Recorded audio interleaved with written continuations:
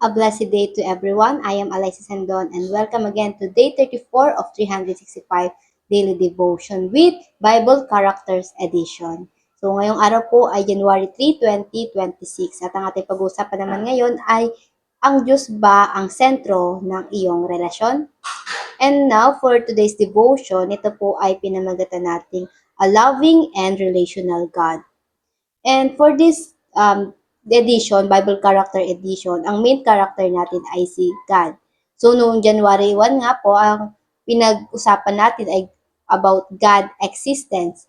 God is the foundation of everything. He is the center of life. God essence, yung kahapon po. Love within Trinity. Ito yung love na meron sa Trinity. At ngayong araw po, ang pag-uusapan natin God's character.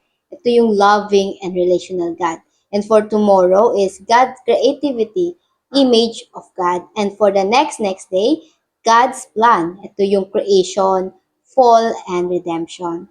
And now, for the concept by Pastor Russell, who is God? God is a loving and relational God. In the Bible, God is not only revealed through human character, but first and foremost as the main character of Scripture. From the opening chapter of Genesis to the coming of Christ, God shows himself as personal, loving, and deeply relational. Even when people sin and run away, God is the one who comes looking. He speaks, listens, forgives, and chooses to dwell with his people. This reveals a God who lovingly initiates relationship by grace alone, not because humans seek Him, but because He first seeks them. And now for our scripture reading, ito po ay matatagpuan natin sa Genesis 2, verse 18. At bago po yon, ito po yung sinabi sa Genesis 1 verse 27. So God created mankind in His own image. In the image of God, He created them. And male and female, He created them. Now, doon sa scripture reading natin, Genesis 2 verse 18, the Lord God said, "It is not good for the man to be alone." Unang nilikha ng Diyos ay si Adan. Bagamat mag-isa lamang siya ay walang pagmamahal. You cannot love alone. There will be no relation. Kaya, and that's one of our purpose why God created us. To love, spread love with His love. We love with His overflowing love. Nagmamahal tayo kung paano tayo minamahal ng Diyos. And kasunod nun, I will make a helper suitable for Him. I will make a helper. Ito po yung helper. He created Eve. Si Eve not just to be katulong, but to be katuwang. Magkaiba po yung katulong sa katuwang. And Genesis 2 verse 24, ito na po yung kasalan. That is why a man leave his father and mother and is united to his wife. And they become one flesh. Sa Tagalog, kaya't iiwan ng lalaki ang kanyang ama at ang kanyang ina at pumipinsan sa kanyang asawa at sila'y managiging isang laman. Now, dako naman tayo sa ating mga katuruan ngayong araw. Number 1, God is the author of the marriage. Ito ay hindi lang tungkol sa pag-aasawa. Yung marriage hindi lang yung tungkol sa pag-aasawa. This must reflect God's character, which is love. So if we go to marriage, kung magpapakasal tayo, dapat nagre-reflect dito yung pagmamahalan. Hindi lang for contract na o di kaya title bilang mag-asawa. Tulad ng katangian ng Diyos, in Trinity, they act in different role. But still, there is harmony. Same with marriage. Sapagkat magkaiba kayo ng iyong asawa, babae siya, lalaki ka, there's still a harmony. Ganun ng Diyos. Sa Trinity, magkakaiba ang role ng Father, the Son, and the Holy Spirit, but they act in harmony. And ganun din po dapat sa marriage. God created marriage not for your title, ayun nga po, yung pagiging Mr. and Mrs., but for you to develop the love He gave to you every day. Ayun yung purpose bakit may marriage. To develop the love that God gave to us. Kaya napakaganda ng marriage na Christ-centric o nasa gitna ang Panginoon. Sentro ang Panginoon. Dahil hindi lang sa responsibilidad iikot ang iyong buhay, hindi lang responsibilidad mo sa iyong anak o sa iyong asawa, bagkus ang responsibilidad mo sa Panginoon. Kung alam mo paano ka minamahal at nilagaan ng Panginoon, ay gayon rin ang ibibigay mo sa iyong asawa. Kaya po, maganda na kung mag-aasawa tayo ay magandang kilala nila si Jesus o si Kristo. Kaya nilang sumunod sa Kanya dahil yung binibigay na love ni Jesus Christ to us, ayun din yung matatanggap natin towards them. Ayun din ang maibibigay natin. God is the author of marriage. Hindi pwedeng wasakin ni naman ang marriage. But unfortunately, yung mga couple na nasa marriage na, sila mismo ang sumisira at ayaw yun ng Diyos. Ayaw ng Diyos na may nasisirang relasyon, lalo na ang pamilya. Sabi nga sa Matthew 19 verse 4 to 6, therefore, what God has joined together, let no one separate. Huwag nating hayaan na masira ni numan o kahit tayo mismo na nasa relasyon. And for the number 2 application, God is the founder of the family. Napakaganda ko ang Diyos ang pundasyon at ilaw ng ating tahanan. Yes, yung mother and father natin, yung sinasabi natin, pundasyon at ilaw ng tahanan. Pero mas maganda kung si Kristo ang pinaka-head ng ating pamilya. Dahil sa Kanya, may kaayusan, matibay at payapa. For broken family, kung ikaw yung nasa background mo yung pagiging broken family, it is your chance to make your family align in the your future family na hindi na mararanasan yung pagkakaroon ng broken family. Choose your wife, husband that chooses God first. Ayun po yung pinakamagandang desisyon na magagawa natin sa ating buhay pag-aasawa. Ang pamilya ang sagradong regalo sa atin ng Diyos. Kaya dapat natin itong ingatan. Hindi natin hinahayaan na masira o pasira ng iba. And for number 3, God is the center of relationship.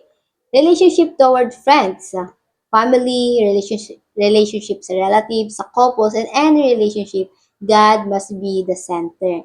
Kasi kung hindi si Kristo ang sentro, kahit anong ingat, anong ganda, kahit anong sa tingin natin na perfect relationship, without Christ, mawawala at masisira pa rin. Dahil si God ang pinakamatibay na pundasyon sa lahat ng pundasyon. If your relationship is centered in the beauty of your partner, tandaan natin na ang beauty ay kumukupas, ang ganda ay kumukupas. If your relationship centered in the wealth, nauubos ang kayamanan dito sa mundo. Gayon din yung kayamanan na pinaka-iingat-ingatan mo ngayon. And for the number 3, happiness. Kung yung relationship mo ay nakabase lang doon sa kasiyahan, tandaan natin ang buhay may ups and downs. Hindi palaging masaya. And reciprocal. Human is inconsistent. Yes, may mga taong nagiging consistent, but there is no perfect consistent. At walang taong nakakagawa nun, kundi ang Diyos lamang. And if your relationship naman is Christ-centered, you will focus on the beauty of love, nature, hindi na sa beauty or sa appearance ng partner mo. Sa eternal wealth. While building earthly wealth, you also build your spiritual wealth. Ito yung kayamanang makukuha natin after this physical body die. Joy over happiness. Joy is whatever happen, you rejoice. Yung masaya ka kahit nasa problema ka, masaya ka pa rin. That is the joy. And happiness, ito ay depende lang sa sitwasyon. Katulad ng masaya ka lang kapag may pera or kung maganda yung sitwasyon. And unconditional, instead, reciprocal. Ayun yung makukuha natin when God is the center of our relationship. And paano ba natin ito may apply sa ating mga buhay? Number 1, mirror the community of the Trinity. Have this goal. Masalamin sa atin ang love na meron sa Trinity. Kung paano minahal ng Diyos Ama ang anak, ang Espiritu, ganun din natin pinapakita yung love. Mirror the community of the Trinity. Let's love with the overflowing love of God to us.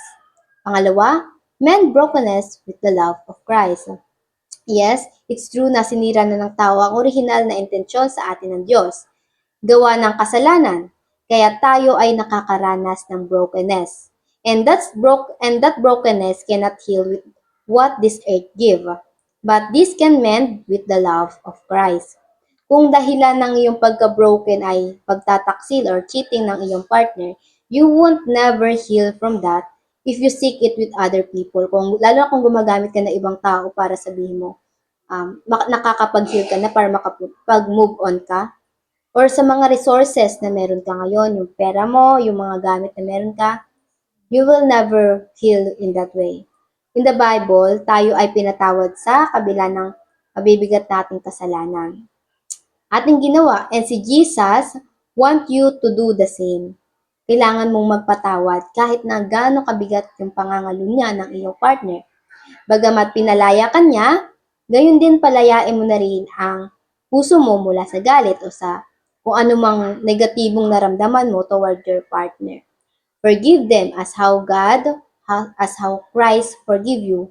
In fact, mas mabigat pa yung kasalanang nagawa mo kay Kristo at pinatawad ka niya at walang katumbas yun sa kasalanan nagawa sa iyo ng iyong kapwa. Kaya patawarin mo kahit gaano pa kabigat yun para sa iyo. And with the love of Christ, He will heal you day by day. And for number 3, maintain a God-centered relationship. Always check your relationship, lalo na kung nagiging toxic na or nasa toxic phase na.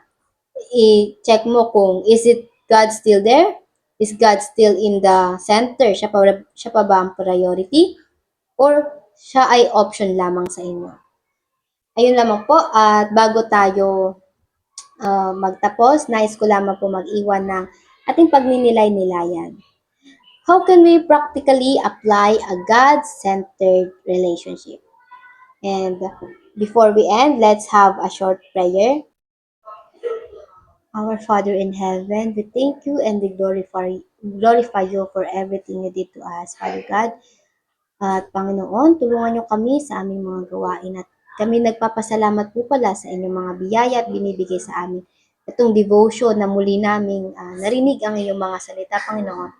Tulungan niyo kami na maging humble at teachable ang aming mga puso, Panginoon, upang ikaw ay aming lubusang makilala, Panginoon. We know you deeply, Lord God.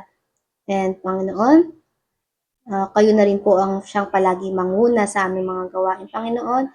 At help us, give us to have a wisdom and understanding, Lord God, to know you more, Lord God, and kayo na po nawa ang siyang laging madakila sa aming mga ginagawa, Panginoon, at Panginoon, help us to be more productive today. In Jesus' name, we prayed. Amen and amen and amen. I hope marami tayong natutunan at patututunan pa. And I pray na sama-sama tayong lumago sa Panginoon. See you again tomorrow to our devotion. Have a nice day ahead and God bless.